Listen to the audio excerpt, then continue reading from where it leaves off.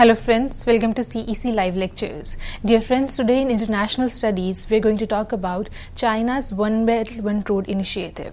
In the first half of this lecture, we will be discussing about general description of OBOR and its major features.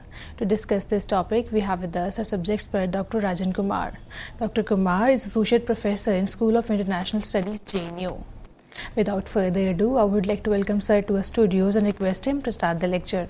Welcome, sir. Thank you, Ms. Kaur, and good afternoon, my friends. And today we'll be talking about the very ambitious project of China, which is known as One Belt, One Road. This also sometimes, referred to as BRI, Belt and Road Initiative. So, it's very important to understand that what are the major features of this OBOR, what do you call it, OBOR, One Belt, One Road policy of China. What are the domestic compulsion that China has, which is leading to China very aggressively pushing for this mega project called Silk Road project, or OBOR as you call it.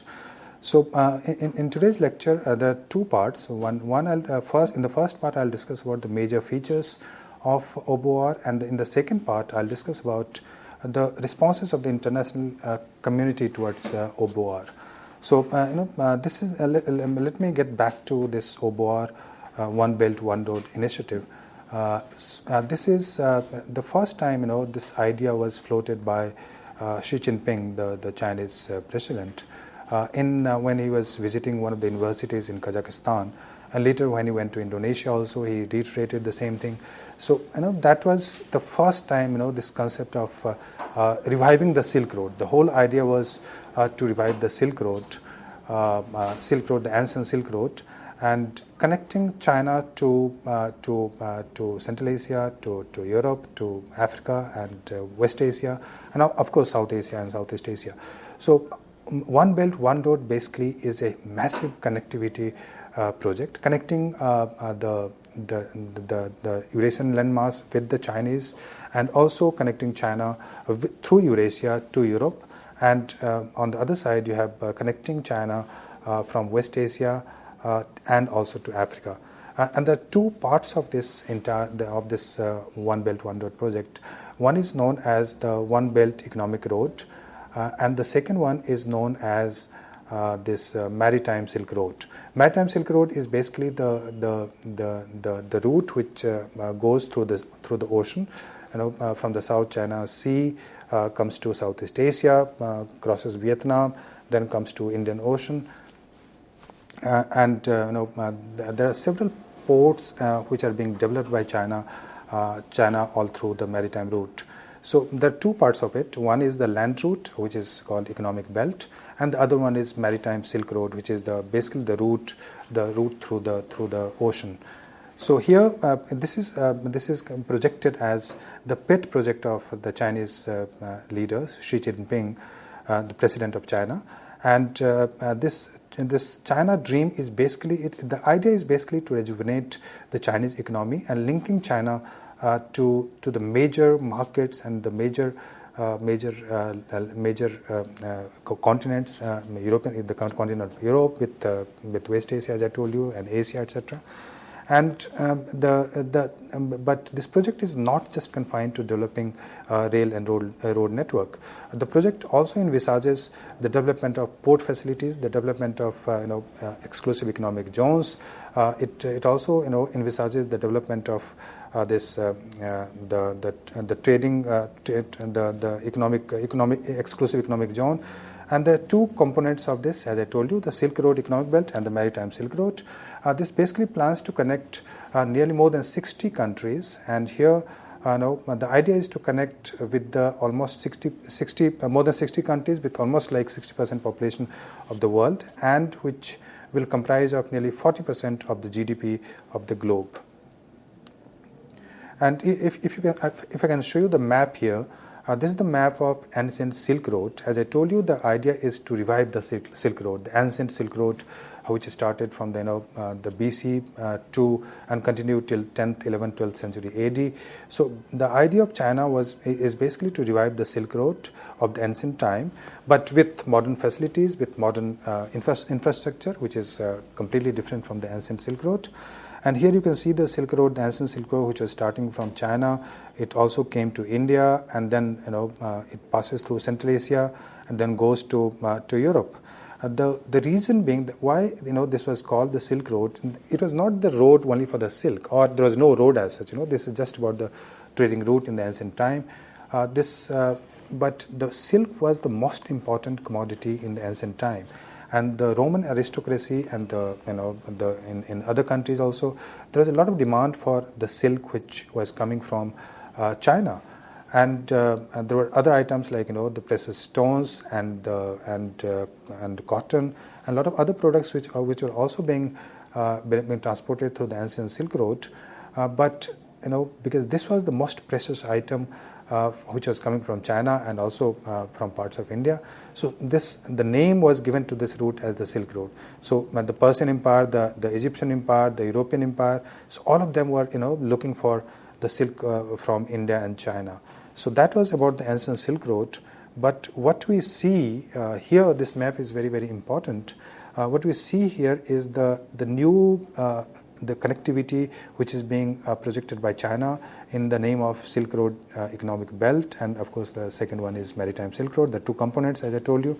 So if you see here, the China is basically from Xi'an to Langzhou to Urumqi, all the provinces, or the cities of China. So from there, the route, if you see the land route, so that goes to Almaty, which is Kazakhstan. That also connects to Tashkent on the southern side. Then it goes to Samarkand. Samarkand is in Uzbekistan. Then Ashgabat, Turkmenistan. Tehran is Iran. And from there, that road goes to Istanbul, which is the capital of Turkey. And Istanbul used to be in the ancient time also, and Istanbul used to be one of the important trading center which connected basically Europe and Asia. So from there, it again goes further which goes to Venice, to Rotterdam, to Moscow on the other side. And from there is if you see the northern route, then it goes from Urumqi, which is again in Xinjiang province of China. It goes to Almaty, which is in Kazakhstan. From Almaty, it goes to Astana, which is again Kazakhstan, and then it goes to Moscow. So basically, basically touching the entire Eurasian landmass. And from there, it also connects to Europe. So the basic idea is to through the European landmass connecting Europe. If you remember, one of the theories of Mackinder, he used to tell, his theory is that whoever controls the heartland, Eurasian heartland, will control the world. So basically what China is planning to have an extensive economic network in the entire Eurasian landmass. But this route is being complemented by the Maritime Silk Road, and I'll show you in the other map. If you see this map here, so here you can see this map. From here it comes through the Southeast Asia. It basically starts from the eastern province of China, eastern cities of China, and from there it comes to Southeast Asia. And Southeast Asia, the idea was also to connect to India, but since India has refused, India did not participate in the forum meeting of One Belt One Road, which was just this year in May. So India did not participate, India boycotted. So in Kolkata may not be now the actual plan. So from Southeast Asia, it will go to Sri Lanka, Hambantota port in Colombo, Sri Lanka, and from there it will connect to Nairobi, which is Kenya, and from Kenya it will go through the Suez Canal to Europe. So basically there are two routes which you can see. One was the economic belt which goes through the land route, and the second one is the maritime sea route, which basically connects South China Sea to Southeast Asia, and from there to the Indian Ocean, and from there to Africa, and of course to Europe. It involves building overland infrastructure, rail and road across Eurasia to connect China to Europe. Maritime Silk Road involves construction of ports at strategic locations like Hambantota, which is in Sri Lanka, Gwadar, as you know, it is in Pakistan, and Nairobi, Kenya. and basically the idea is to connect to West Asia and to Africa. The West Asia and Africa are very important for China. West Asia is important because is because of hydrocarbon resources, because of oil and gas, and Africa is important both for two reasons. One, it gives China a market for the Chinese products, and it also gives access to mineral resources which are there in Africa. So the idea is basic. If you see the recent development policy of China, the idea is to connect to countries which are not very developed. What is the reason for that? The reason being that Chinese products are much more attractive in the countries of Africa, in the countries of West Asia, and also in the less developed countries compared to the developed country. So when I show you the next slide, I'll discuss about the developmental strategy of China and how this has changed over the time. So China will also construct industrial parks, economic zones, power plants, gas pipelines. All of that is basically the part of this One Belt One Road policy. So it should not be confused with just one connectivity project. The idea is not to just make railways and the roads or the seaports. The idea is also to develop economic zones, to industrial parks, and those industrial parks will be developed by China with the Chinese company. China will invest in those regions, and of course it will create a huge influence of China in the region. So this project has much more larger implication in terms of geopolitics. It has economic motives, it has economic advantages for China, but it has larger geopolitical motives where it seeks to support Chinese economy, but also it seeks to kind of increase the influence of China throughout the world. Chinese corporations to execute these projects, and they will benefit from the export of equipment and machinery which would be used in constructing railway, road or power plants or industrial parks. China has committed nearly $1.4 trillion to this initiative, and if according to Credit Suisse, if that is to be believed, then China is likely to invest nearly $500 billion into 62 this One Belt One Road projects in the next 5 years. So China is planning to invest nearly $500 billion in the next 5 years. So you can see the kind of the impact that it is likely to have in the next few years, the kind of influence that China is going to have in another decade or so. So China is using state-owned enterprises and state banks such as China Development Bank to finance these projects. So it has the guarantee of the state. So it's not that the only private companies are involved. The project is being backed and pushed by the Chinese banks, whether it's the Asia Infrastructure Bank or the Shanghai Bank or the China Development Bank, and it has the assurance of the Chinese state. And apart from the assurance, it also has the backing of the leader, Xi Jinping. As you know, he was elected for the second term, and since this is his ambitious project, and he is there for the next 5 years, so this project will have, and there is no chance of this project retreating or this project not being pushed by China or China withdrawing from this project. It's very unlikely, and in some of the parts it's already successful. China has already constructed the China-Pakistan economic corridor, and is working on the railways with Singapore and connecting Southeast Asia. So China is already very active in terms of connecting with the different parts of the world through this project. Now, the important issue that many of the Western analysts raise, and it's also important to understand the funding. As I told you, this because China is not exactly a market economy. And the state plays a very, very important role in the development of Chinese economy, and most of the important enterprises are also Chinese state-controlled enterprises.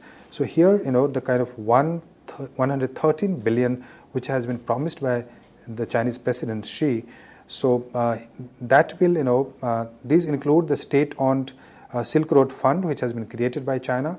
That is which was officially launched in 2015 with $15 billion of initial capital, and two Chinese policy banks, the China Development Bank and the Export and Import Bank of China. So these are the financial institutions which will fund this project, the ambitious project of this Silk Road of China, or Belt and Road Initiative of China, BRI, what you call it in short form. And there are two multilateral institutions led by China, the Beijing-based Asian Infrastructure Bank with its registered capital of nearly $100 billion, and the Shanghai-based New Development Bank with $15 billion. So, these are the financial mechanisms through which China is going to fund this BRI in future, in the next 5 years or 10 years. Now, one of the important issues to understand is what were the domestic compulsions which forced or which kind of pushed China to initiate this kind of mega project or the ambitious project. If you see the Chinese growth, the Chinese GDP has slowed down in the last few years. In fact, this year the growth rate is projected to be somewhere near about 6.25 or 6.5, which is lowest in the last 25 years for China. So what is happening is that Chinese economy is gradually slowing down. And what China needs to do, that China needs to push China needs to expand the economic activities in other parts of the world to sustain the kind of overcapacity that it has created, the kind of over infrastructure capacity or over manufacturing surplus that it has created. So China is looking for the market for the manufacturing products which it produces. China also has massive infrastructure overcapacity. So this overcapacity needs to be invested in some other parts of the world, which will lead to the revival of the Chinese economy. So that is one reason. But also China has a huge foreign currency reserve. Earlier China used to invest in the US Treasury, but that is not very attractive. Investing in other countries in the different infrastructure products, that is much more attractive for China. And as a result, what we see today, that China has foreign currency reserves of nearly 3 trillion, and this reserve needs to be invested in other countries. And because US Treasury investment is not as attractive as investing in other countries or investing in other industrial and infrastructure projects, so China is basically planning to invest the surplus manufacturing or the reserves that it has in the other countries. This will also give easy access to the market, because the countries like Central Asia, which are not very developed, countries in Africa are not very developed, and there is a huge demand for infrastructural investment in these regions, whether it's Africa or Central Asia, Eurasia, South Asia, Southeast Asia. So there is a huge demand for infrastructural development in these regions, and China through this policy is basically targeting these regions. China is also moving its economy to high-end technology and the service sector, and which is making there is a kind of the developmental strategies. There are two developmental strategies which are shifting in the case of China. One is that earlier China used to invest in the developed countries, but now China is planning to invest in the developing countries like Africa, the Central Asia, Eurasia, West Asia, South Asia, Southeast Asia. And the second strategy, domestically, what China is doing, that some of the regions in China are very, very developed, like the coastal region of the eastern part of China. So that is very developed. But the central part and the western part of China is not very developed. So what China is planning, basically, the shift in the developmental strategy of China is basically to connect the central part and the western part of China with the Eurasian landmass, with the Africa, West Asia, South Asia, etc., so that these regions can also develop. So it's a very well thought out, very well planned, master grand strategy of China in terms of developing its own country, or developing its own regions which are not otherwise developed. The engines of One Belt One Road are 3 economic circles in China. One is Guangdong, Macau, Hong Kong, Beijing, Tianjin, Hebei, and Hunan province. China has adopted a two-pronged strategy domestically, a national policy and also a city-level policy. Now, so that shift in the developmental strategy of China is basically pushing for the Chinese investment in the other regions. Development strategy, I told you that how it wants to connect the poorer regions of China with the Eurasian landmass, with West Asia and also with Africa. And on the other hand, the regions which are very well developed, like the eastern province or eastern cities of China, so that would be connected to the to the developed countries of the world, like to Europe and also to America. So it has a very well thought out strategy to connect its manufacturing capacity with different parts of the world. Now, what is being argued is that the Western countries which promoted free trade, which promoted a neoliberal economy, which promoted the removal of tariffs, customs and tariffs through its free trade policy. But now what is happening in the United States or also in the European countries is that some kind of protectionism is emerging. The Western countries are realizing, United States, Britain, Germany, and many of the Western countries are realizing that some of the industries in those countries are unable to compete with the manufacturing products of China and India. The reason being that the products which are coming from China or India or other emerging countries, they are very cheap products because the labor is cheap in these regions, and as a consequence they are feeling the pressure. They're feeling they're not able to compete in terms of pricing of the products. So in the high-end technology, the countries like United States and the Western European countries are even today very developed. But when it comes to low-end technology products, so China is having a massive advantage in terms of the pricing. So as a consequence, some kind of protectionism is emerging. As you know that Britain refused to, Britain recently exited from European Union. And United States, the coming of Trump is basically supposed to be the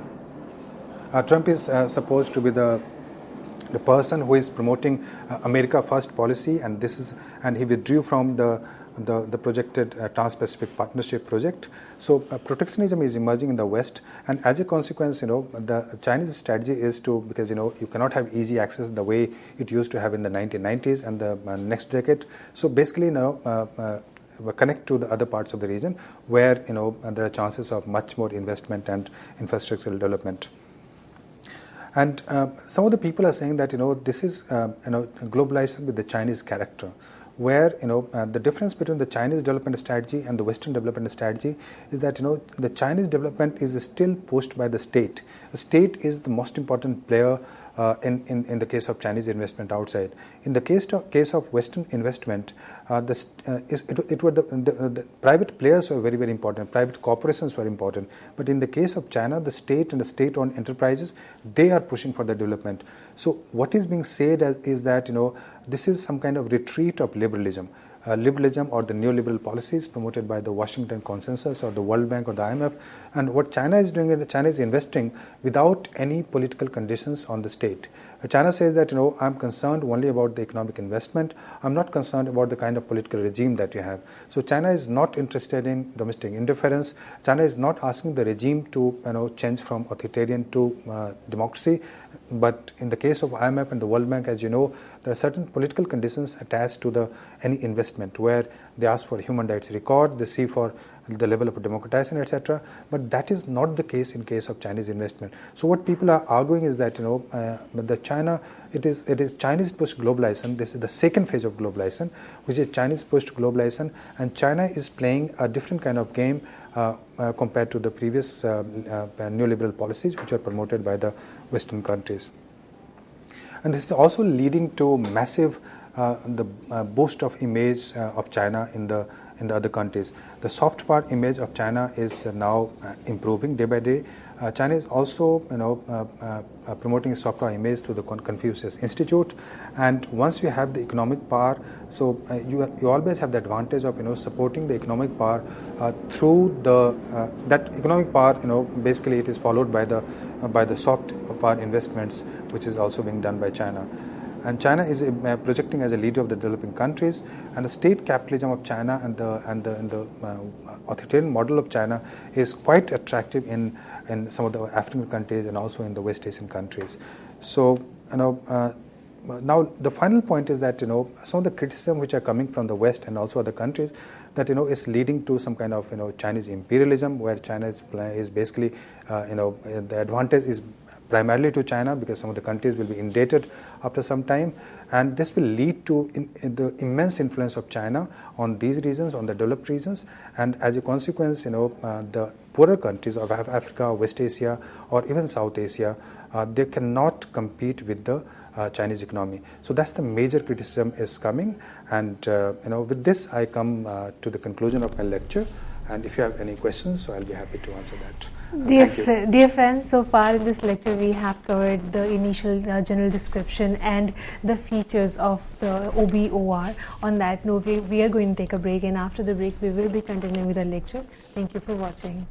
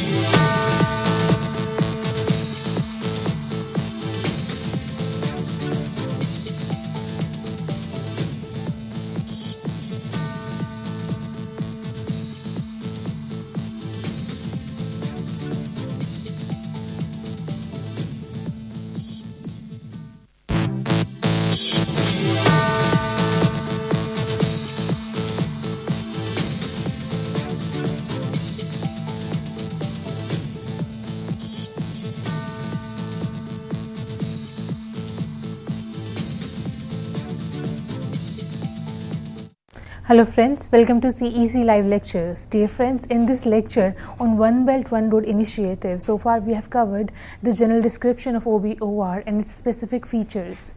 In this session of the lecture, we will be discussing about major criticism of international community towards Chinese initiative. To discuss this topic, we have with us our subject expert Dr. Rajan Kumar, and it's welcome Dr. Kumar again and ask him to resume the lecture. Welcome, sir. Thank you, Ms. Kaur. And in today's lecture, I'll be talking about the global responses of the ambitious Chinese project, which is known as One Belt, One Road policy. OBOR, or the Silk Road or Belt and Road Initiative, as you know, is known by the different names. Recently, China has started calling it Belt and Road Initiative.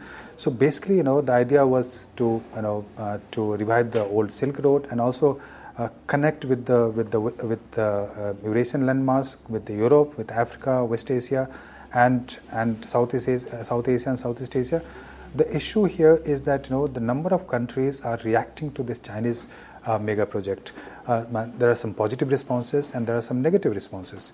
Some of the countries have responded very positively. For instance, Russia. Russia has supported this project of China. Many of the Central Asian states have supported this project of China. And the other countries, they basically jumped into the bandwagon. Most of the South Asian states, for instance, the smaller states of Nepal, Bangladesh, Maldives, Sri Lanka, they jumped the bandwagon thinking that it will lead to the massive investment from China. All these countries, as you know, have the resource crunch. They do not have sufficient funds to invest in the infrastructure. So as a consequence, there are various types of responses, various layers of responses that you see in the case of the response to the Silk Road project of China or the Belt and Road Initiative of China. US has been by and large critical of this One Belt One Road project. In fact, when the forum meeting, the Belt and Road Forum meeting took place in May this year, India refused, and India refused because of the main reason was that India did not, because this China-Pakistan economic corridor passed through the Gilgit-Baltistan region of Jammu and Kashmir, which is integral part of India, and so China basically, India objected. India said that this infringes on the sovereignty issue of India.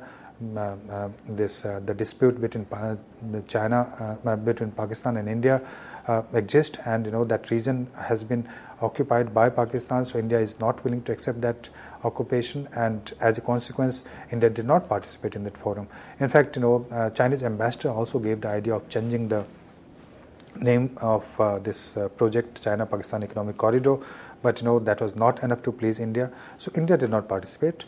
Bhutan, one of the neighbors of South Asian neighbors of India, because Bhutan does not have any independent diplomatic links with diplomatic connection with China, and so Bhutan also did not participate in that forum. But most of the other countries, all the other important countries, they did participate. In fact, United States sent one low-level official to participate in that forum in May, which was held in Beijing. 29 other world leaders, they also attended, and United Kingdom, France, Germany, they also sent low-level official. China expected that Theresa May she might come for that forum, but United Kingdom sent one small state-level official to participate in this project. So so what I'm trying to say here is that there are a number of responses which are emerging against this, number of responses which are emerging towards this One Belt One Road initiative of China. Some of the countries are completely, in awe with this project. I must admit that Russia is completely in favor of that. Many of the Central Asian states like Kazakhstan, Turkmenistan, Uzbekistan, Kyrgyzstan, and Tajikistan, they also, they want investment in their countries. They do not have much of resources which are available for infrastructure investment. As a consequence, they are looking for investment from China, and they are very happy with this project. In Southeast Asia, because of South China Sea, many of the Southeast Asian countries are actually, positive about it, but many of them are very scared also. This Vietnam, for instance, is not very happy with the kind of, the kind of aggressive policy that China is, aggressive posturing that China is having in the South China Sea, and many of the Southeast Asian countries are very scared of China because of the conflict in South China Sea, or because of the increasing influence of China in the region. So now I'll come to the very specific, the United States response to Belt and Road Initiative. So why, what are the statements which have come from the U.S. officials, and that will give you an idea of how U.S. is perceiving this entire One Belt One Road project. The United States was planning the Trans-Pacific Partner (TPP) earlier, which was basically, the idea was to connect United States with the Asia Pacific. But the TPP would have calibrated America's broader diplomatic and military rebalancing strategy in Asia, and it could have ensured American commitment to the region. And TPP formed, if you go back to the Barack Obama period, TPP was projected as a very important project of United States connecting with Asia Pacific for free trade. But the moment Trump came to power, he withdrew the United States from the TPP. So the entire agenda, the Trans-Pacific Partnership Project, which was projected by United States as a major trade boost, the project to boost the American trade and economy, so that is not happening now. TPP is not happening. In fact, the Belt and Road Initiative of China was basically an idea to counter the TPP of United States, which was being projected in the Barack Obama period. But that is not happening now. So America, what you see basically is that there is a kind of decreasing influence of America in the Asian region. The kind of advantages which United States could have with Southeast Asian countries or the other Pacific countries, so that is not happening now. So as a consequence, US has proposed a few alternative routes to OBOR, and I'll discuss that in just a few moments. But TPP is not happening. But on the other hand, what we see that China is increasing its influence throughout Asia and also in some parts of Europe through the Belt and Road Initiative. Now, coming to some of the statements which were given by the United States officials, here is the statement of Jim Mattis, who is the U.S. Defense Secretary. He said that in a globalized world, there are many belts and many roads, and no one nation should put itself in a position of dictating one belt, one roads. So that was the statement by the Defense Secretary of United States, and in front of the Service Committee during a congressional meeting. Rex Tillerson, who is the Secretary of State, although it's very likely that he'll be replaced very soon by some other person. So Secretary of State Rex Tillerson, during his visit to India in October, just the last month, he blasted China for provocations in South China Sea, and also this is very, very important. The term being used by the Secretary of State for the One Belt One Road project, Tillerson says that it's a predatory economics. Predatory economics basically, it is a very strong word against One Belt One Road. What is happening here is that the American influence in the region is decreasing. On the other hand, the Chinese influence is in Central Asia, in West Asia, in Southeast Asia is increasing. So Americans are not very happy with the declining influence of United States. In fact, in 2009, United States gave the idea of Silk Road, or the reviving of the Silk Road, where it was planning to connect Turkmenistan with the gas pipeline from Turkmenistan to Afghanistan to Pakistan and India.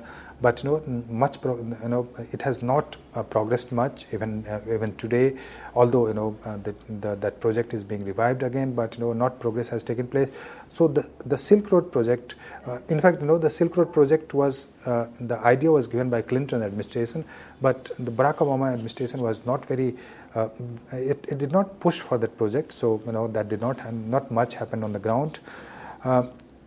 And finally, the Trump is having a different kind of strategy. As I told you that he withdrew from the TPP, and he is having a different kind of strategy for having links with in India, and also having links in the Southeast Asia or the Indo-Pacific. China reacted very angrily to the U.S. provocation, or China reacted very angrily to the kind of terms which were used by the Secretary of State.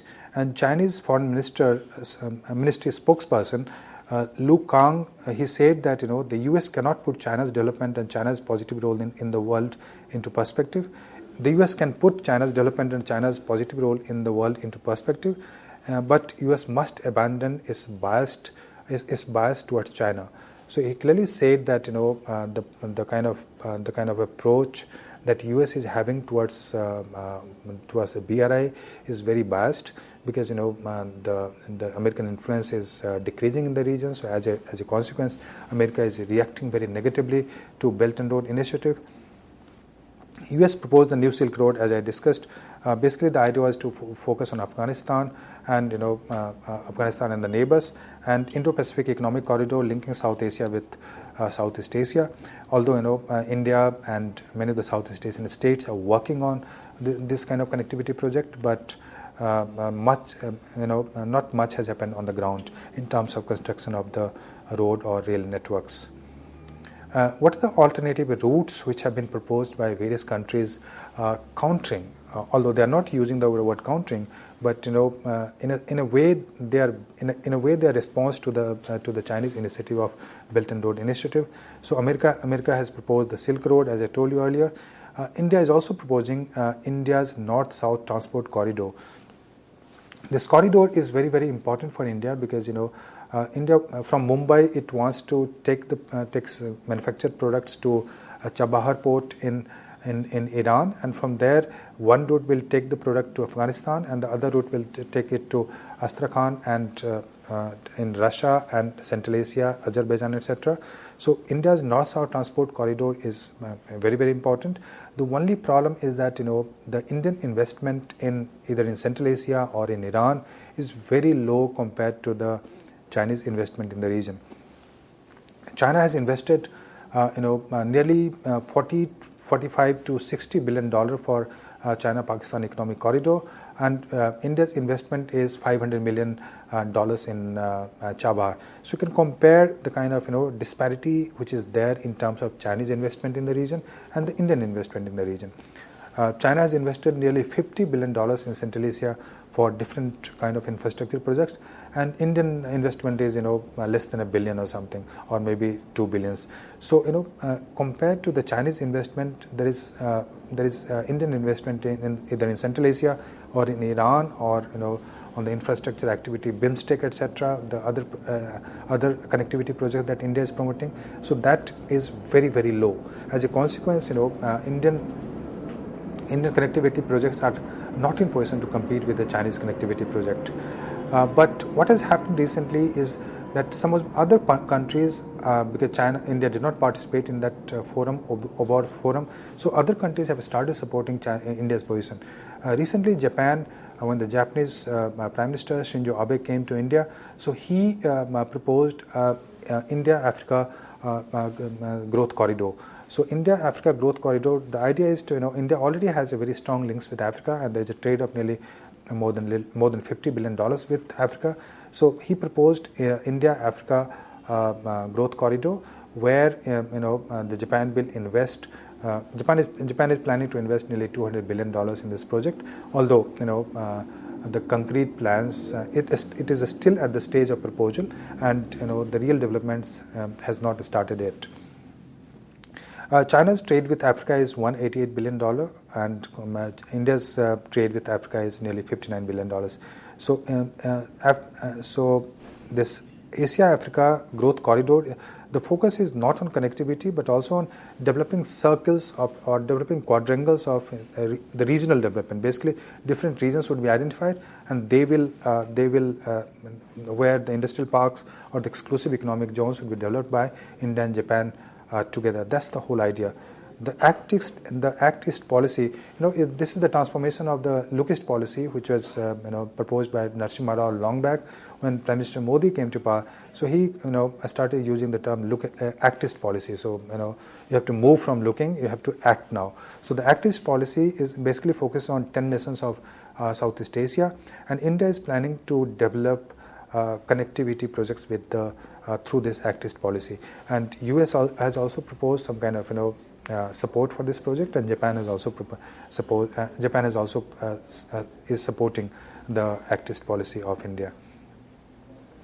And in the India's Go West strategy, which is again the term used by the Prime Minister. So here Chabahar port, as I told you, so Indian international North-South Transport Corridor of India. So that is being projected.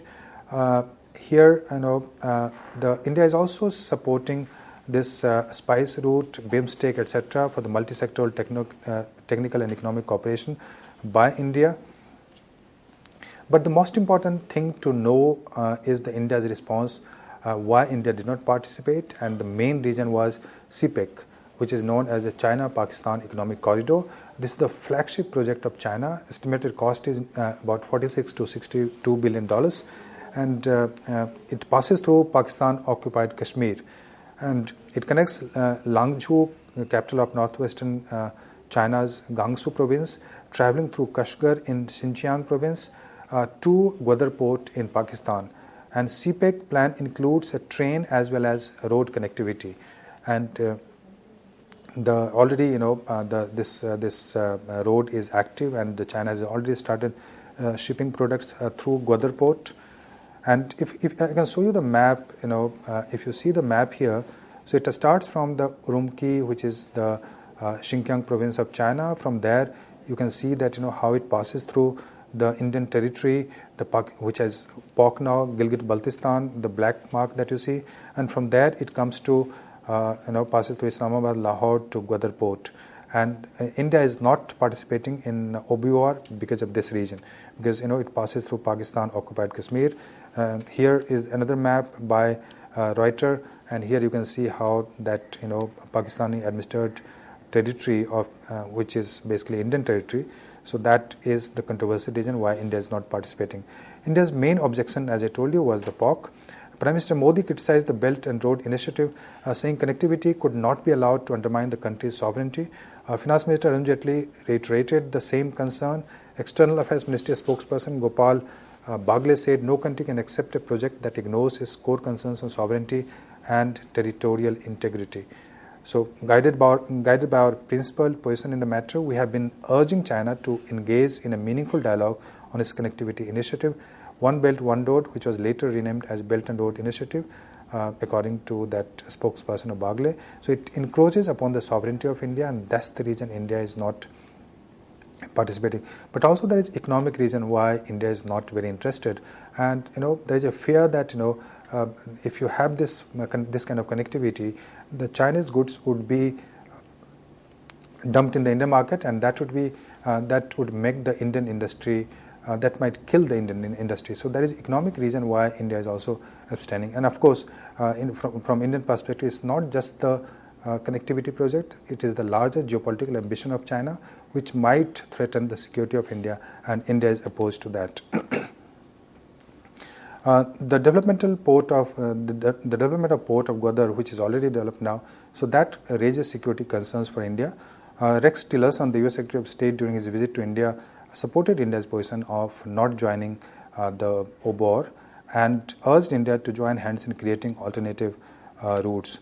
According to Tillerson, U.S. and India are the two bookends of stability around the world, because these two countries are democracy. So they argue that the countries should be the democratic countries should come together. India is also developing this quadrilateral dialogue forum where India, Japan, Australia, and United States. You already know that Malabar exercises take place between United States and India. Japan recently joined. Australia was later reluctant earlier, but Australia is also now willing to participate in this project. And Japan is also very critical. So we have to take a question.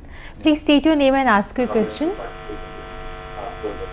And Japan is also very So we have to take a question. Hello. Please state your name and ask your question. Can you just speak loudly? जी नमस्कार, मैं हिमांशु अग्रवाल धौलपुर से बात कर रहा हूँ। जी नमस्कार, मैं हिमांशु बात कर रहा हूँ धौलपुर से। हाँ जी। हेलो, आप आवाज़ सुन पा रहे हैं? हाँ जी। जी, मेरा क्वेश्चन ये है कि जो अधिदेश हैं अंतर्राष्ट्रीय संबंधों के बारे में जो जाना जाता है कि जो अंतर्राष्ट्रीय जो संगठन हैं उनके अधिदेश कभी कभी पूछ लिया जाता है कि उनके अधिदेश क्या हैं, तो उनके अधिदेश से क्या समझा जाए, और उन अधिदेश के बारे में मैं सबसे जानना चाहता हूँ कि वो थोड़ा सा स्पष्ट करें इस शब्द को और इसके बारे में थोड़ा बताएं। और एक दूसरा मेरा क्वेश्चन ये भी है कि जो सिल्क रूट और स्पाइस रूट है उनके बारे में थोड़ा सा विश्लेषण करके समझाएं। So Silk Route and Spice Route, if you can elaborate on that. Silk road जो आपने देखा कि वो जो ट्रेडिशनल सिल्क रोड जो इंडिया से जाता था, चाइना से जाता था और यूरोपियन कंट्रीज़ को रोम तक जाता था, तो जो चाइना की जो पॉलिसी है बेसिकली उसी सिल्क रोड को रिवाइव करने का प्लान है। और इसका प्लान है कि इससे जो कनेक्टिविटी है, इससे जो इंडस्ट्रियल पार्क्स हैं, इससे जो बनेंगे, इससे चाइना का ही नहीं बल्कि बाकी देशों का भी, बाकी जो रीजन्स हैं सबका डेवलपमेंट होगा। तो बेसिकली ये कनेक्टिविटी प्रोजेक्ट है जिसमें कि उनका प्लान है कि बाकी सारे कंट्री से हम चाइना को लिंक कर पाएँ। और बाकी जो हमने डिस्कस किया उसमें सारे आंसर्स आपको मिल जाएंगे कि मैंने सारा इसी के बारे में डिस्कस किया था। Thank you for the question.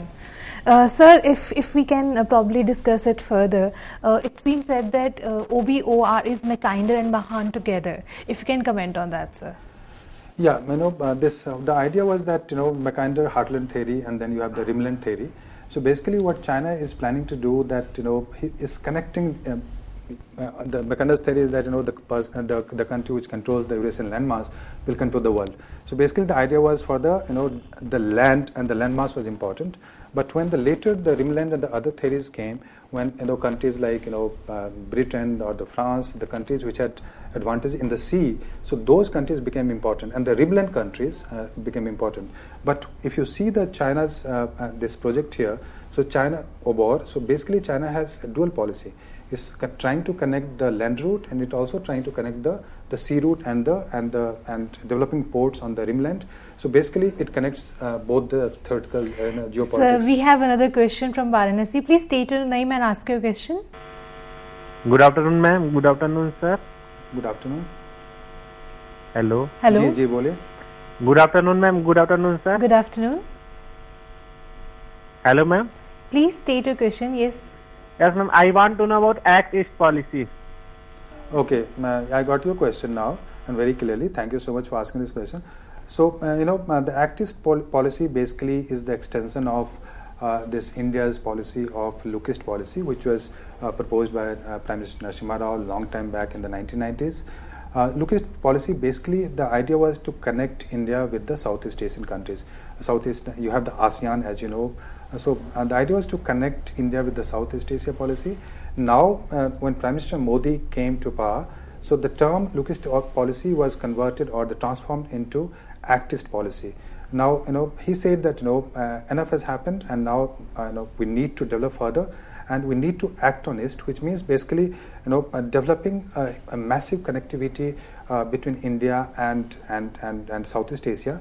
And it has huge repercussions for eastern states of India. You have the states in India, eastern part of India, which are not very well developed today. You have states like northeastern states, you have West Bengal and Odisha, you have partly Bihar.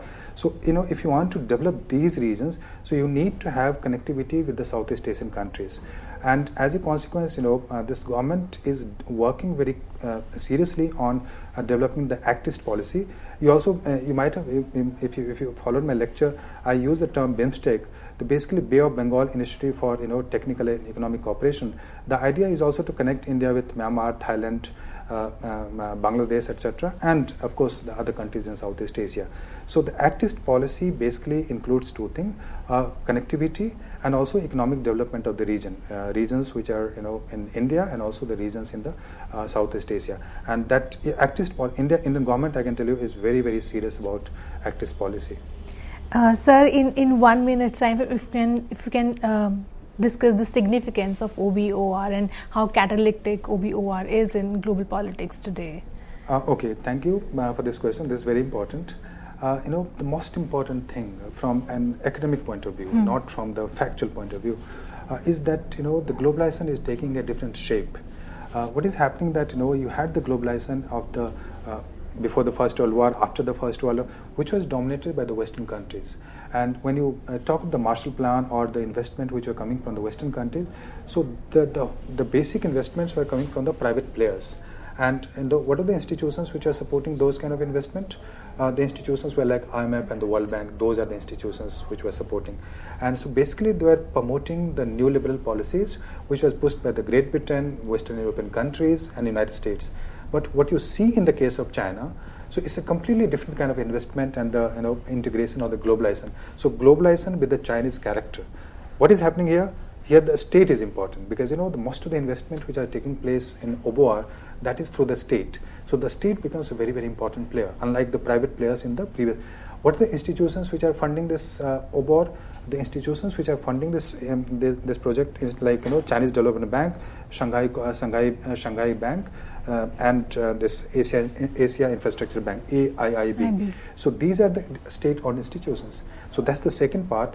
Third most important thing what is happening is gradually, when the Chinese connectivity is increasing, the US influence in the region is decreasing. So that is a major geopolitical shift which is taking place. And if China becomes economically the biggest investor in, say, Central Asia or Africa, so of course, they will like China much more than the United States.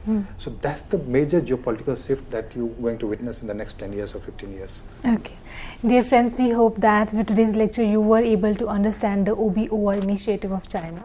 On that note, we would like to thank Dr. Rajan Kumar for coming here and delivering this wonderful lecture. And thank you, dear friends, for watching our lecture. Stay tuned and keep watching. Thank you.